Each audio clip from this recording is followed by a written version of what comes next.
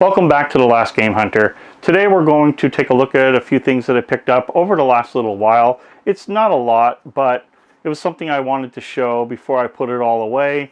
I was getting ready to pack it, back in the game room, and then I was like, haven't done a pickup video in quite a while. So,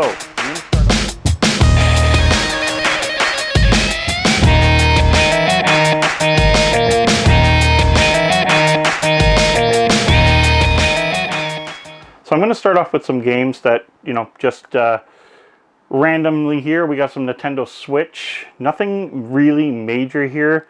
This is Slide Stars. And for what my children told me, it's based on Twitter or something, or some Twitter celebrities or whatever. I'm not sure if it's Twitter, Twitch, whatever. But it was 10 bucks. Picked it up because I thought my younger daughter would like it, so grabbed it right away. On the list is a racing game for the Nintendo Switch. Now, I've been trying to find a racing game without spending big money on the Switch, as the Switch is not really my go-to. But if I'm out and around and I want to play something on a console, I do like to play some racing games. So this is Super Street Racer. I picked it up for 15 bucks at a pawn shop. It was literally the only Nintendo Switch game the pawn shop had. They had all kinds of Xbox 360, PS3, PS4. Actually, I didn't really have much in Xbox One either. But Switch, there was one game, I took a look, and it was a racing game, so I picked it up. This is a two-part, because I don't like Pokemon. I'm sorry.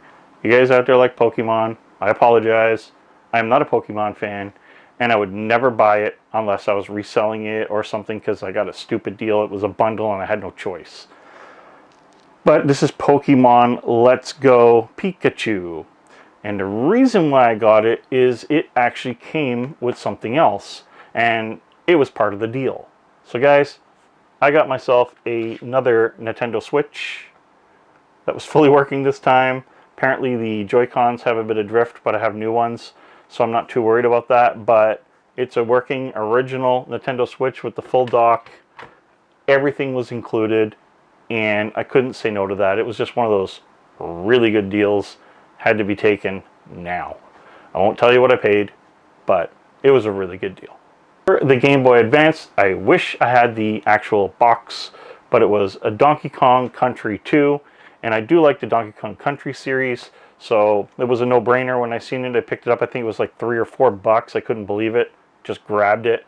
Just had to, one of those things where you're out and about, you don't see anything, and then finally there's one game that catches your eye, and at least it was a good one, not something that you just see every single time you're out, and it's this $3 game or whatever. No, I got it for about $3, but it's definitely a more valuable game, and it's something that I could actually look at to play.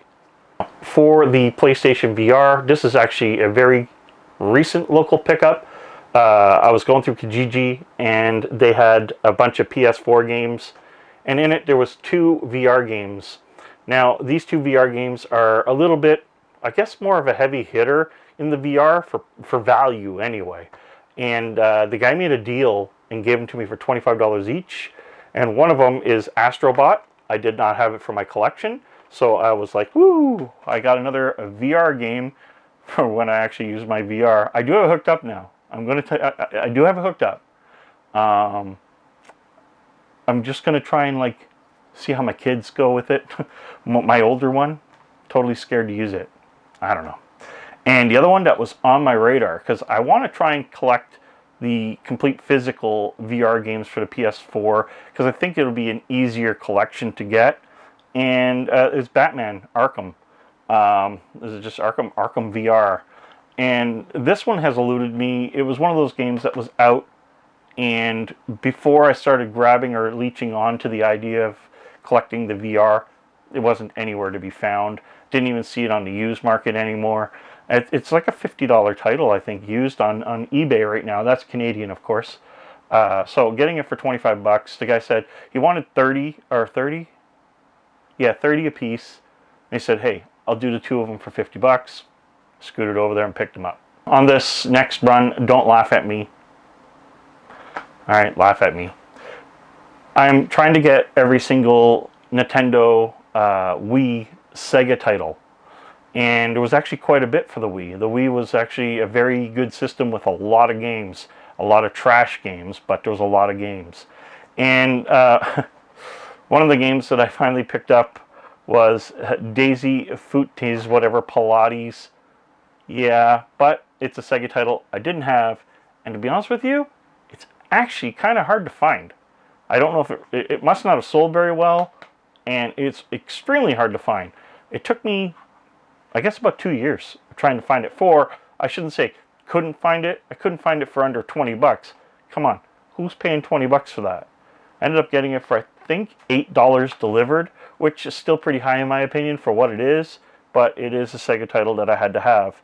And then the next one is probably one of the more expensive ones for the Wii, and I got it for, I guess, maybe 20 or 28 bucks, can't remember, but it's Captain America. This game is apparently pretty good, and apparently people really like it because the damn price won't go down on it, and I finally found someone that was willing to play a little and sent it out to me. The last one that I've gotten so far, and this was a trio, I needed to find this one. And the problem with this one is it's the most expensive one, and I refuse to pay big dollars for it, being a cheapskate. So it is Mario and Sonic London 2012 with the yellow case. I believe this is all complete and everything. Yeah, it's everything I wanted. This one eluded me for so long. I thought I was going to find it in the wild, you know, out there doing yard sales or whatever, but nope. Never once did I find that stupid game.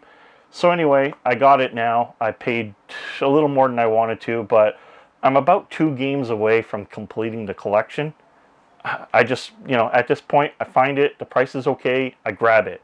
I just need those 2 stupid games. I think it's 2. It might be 3, but I'm pretty sure it might be 2. I don't know. Guys, I'm going to do a review on this. This is something that came in. It's an AliExpress thing. I won't link it yet. I'll link it whenever I do the review on it to make sure this is legit and it works right. I've never even opened this yet. I don't even know if it's sealed or whatever here. Okay, so first things first, let the SD card come out. So it includes an SD card. Now, the SD card is supposed to have about, I'm going to say 600 games on it, which technically is a lot more than this ever had. So maybe, just maybe, we're able to play Game Gear. Wow. Here we have it, guys. It is the Master System. This is supposed to be an actual EverDrive. That is about as far as I'm going with it in this video, as I do want to do a lot of love for the Master System. I haven't played my Master System in quite a while, so I picked this cartridge up. It was about $40. Now, if it's a legit EverDrive, wow, that's going to be quite a feat right there. And I'm going to tell you right now, this is what I'm going to do right now, because I don't want to know. I want to know when I make the video, just like you guys want to know. I'm going to put it right back in here, if I can.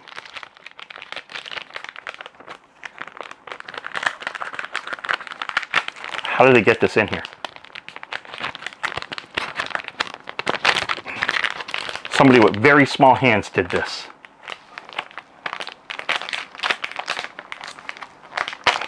I want that guy's phone number. Wow, that was hard. And I'm not even going to look at this. So what I'm going to do, I'm going to put it in here. I'm going to seal it back up. And that is for an exclusive video. So I'm going to do a video on this Master System cart.